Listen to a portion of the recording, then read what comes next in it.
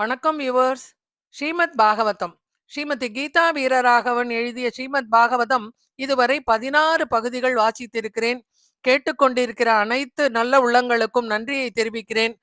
அடுத்து 17வது பகுதியை காண்போமா? ஸ்ரீமத் பாகவதம் பாகம் 17.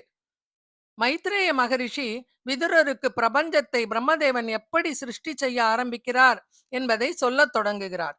பிரம்மதேவனின் பிரபஞ்ச சிருஷ்டி பகவானுடைய நாபியிலிருந்து உண்டான தாமரை பூவிலிருந்து தோன்றிய பிரம்மதேவன் தான் எங்கிருந்து வந்தோம் என்பதை அறிய விரும்பினார். ஆகவே தாமரை மலரின் தண்டு வழியாக கீழே இறங்கத் தொடங்கினார்.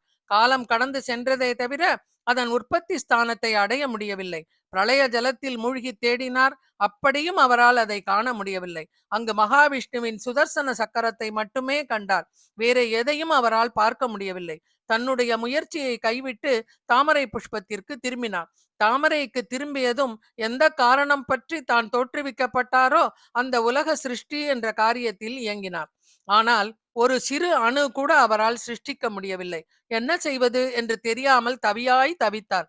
சிருஷ்டிகர்த்தாவாக தான் தோற்றுவிக்கப்பட்டிருக்கையில் ஏன் இவ்வாறு அந்த அரிய காரியத்தை செய்ய முடியாது குழம்ப வேண்டும்? இந்த இக்கட்டான நிலையிலிருந்து மீள வழி தெரியாது தவித்து கொண்டிருக்கும் பொழுது பிரளய ஜலத்திலிருந்து தப தப என்னும் 2 வார்த்தைகளை கேட்டார். பரந்தாமனே அவ்வாறு அசரீரியாக வந்து தவம் செய்யுமாறு பிரம்மதேவனுக்கு எடுத்துரைத்தார். பிரம்மதேவன் 4 புறமும் சுற்றி பார்த்தார். எவரையும் காணவில்லை. தம்மை தோற்றுவித்த அந்த பரம்பொருள் கட்டளையிட்டிருக்க வேண்டும் என நிச்சயித்து சித்தத்தை நிலைநிறுத்தி 1000 தேவ வருடங்கள் தவம் செய்தார். பிரம்மதேவன் தவத்தில் மகிழ்ச்சி அடைந்த பகவான் மிகச் சிறந்ததென்று மற்றொன்றை கூற முடியாத வைகுண்டத்தை அவருக்கு காட்டி அருளினார்.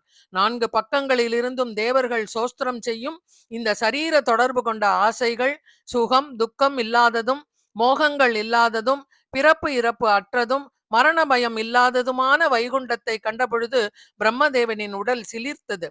பிரகிருதி, புருஷன், மகத்தத்துவம், அகங்கார தத்துவம் ஆகிய 4 சக்திகளாலும் சூழப்பட்டவராய் பக்தர்கள் அடைய துடிக்கும் சரணார விந்தங்களை லட்சுமி தேவியானவள் வருடி கொண்டிருக்க திவ்யமங்கள சொரூபனாக காட்சி தந்தார் பரந்தாமன்.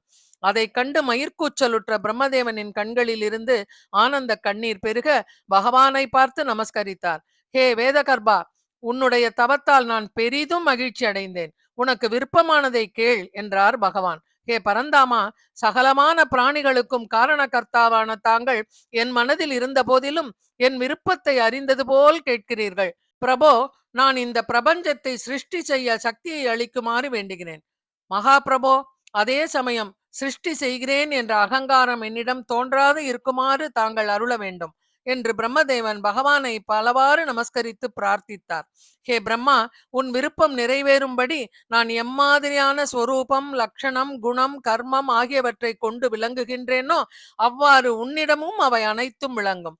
ஒருபோதும் நான் சிருஷ்டிகர்த்தா என்ற அகங்காரத்தை நீ அடைய மாட்டாய் என்று சொல்லி பகவான் மறைந்தார். பிரம்மதேவன் பகவானை மீண்டும் பலமுறை சோஸ்திரம் செய்து வணங்கி பிரபஞ்ச சிருஷ்டியில் இறங்கினார்.